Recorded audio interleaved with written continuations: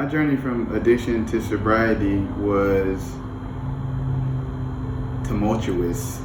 I went through a lot of years of denial that I had a problem besides that, I like to drink. I didn't come to terms with that. I had an internal problem that was leading me to look for external things to try to fill the void that would be filled with better understanding myself and why I was the way I was and what kind of things were causing me to think that outside substances would be a solution to my problems.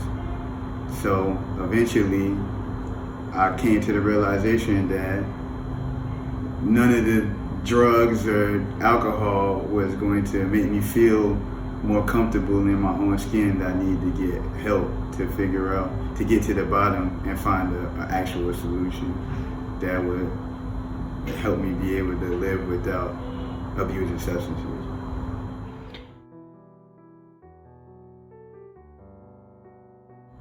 It's been enlightening, for one. I learned a lot of things, a lot of quirks and things about myself that I hadn't, they were kind of blind spots I was kind of blind to before. It's been productive in my ability to work to find coping mechanisms with my addiction and my character traits that lead me to think that alcohol and drugs will, be able to be a solution when it's just a temporary measure. And it's been refreshing getting the opportunity to look at these things in a tranquil situation where it's not very stress-filled. It's kind of laid back. It gives me the ability to actually contemplate on how I'm going to take care of these things that may lead me to relapse. It's been fulfilling in that I can see the growth over the time that I've been here, short little while that I've been here. I can see the growth not only in myself but in the other patients around me, and how we come together to, better understand ourselves and our addiction.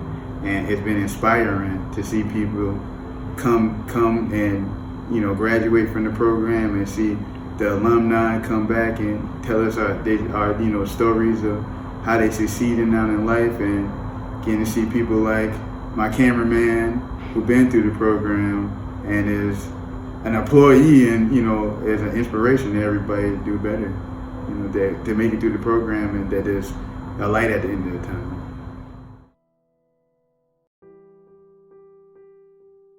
The greatest lesson that my therapist, I can say her name in the video? Her first name only. Her first name, Jackie, has taught me in therapy is that I cannot change other people's circumstances. The only thing I have the power to change is my own circumstance, myself, and the only thing I can change is my own perspective.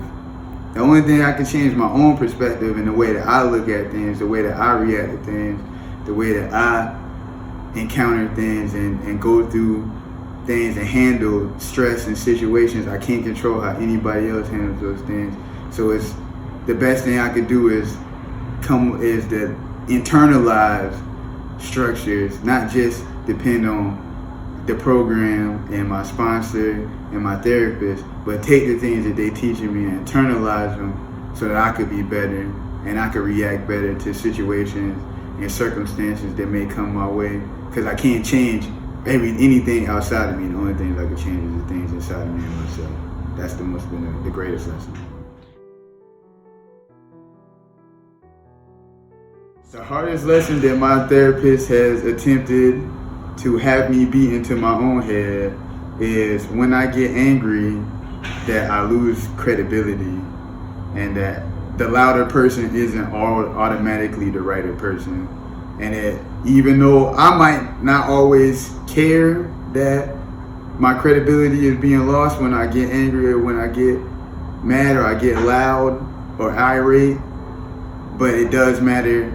The other people's perceptions of my credibility matters when I'm dealing with them, because people want to deal with healthy other healthy people. Healthy people want to deal with healthy people, and it's counterproductive to get loud and get angry and get boisterous when you're in an argument or any kind of discussion, because you lose your credibility and it may not matter. I might just want to get my point across, but if I get my point across and lose some semblance of respect from another person, I might not be able to have a conversation with that person ever again. You know, that person might be like, that guy's sick, I don't want nothing to do with him. I can't, can't get an edge in, a word in edgewise with that guy, you feel what I'm saying? So that's been the hardest lesson for me to internalize, is that it's better to stay calm no matter how tense the situation become. A limited response goes a lot farther than getting loud.